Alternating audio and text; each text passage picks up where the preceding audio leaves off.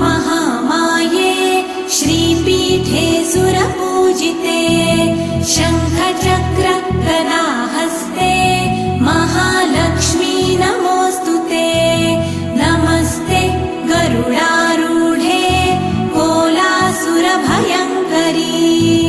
सर्वपाप हरे देवी महालक्ष्मी नमोऽस्तुते महादेव्यै च विद्महे विष्णुपत्न्यै च धीमहि तन्नो लक्ष्मी प्रचोदयात्।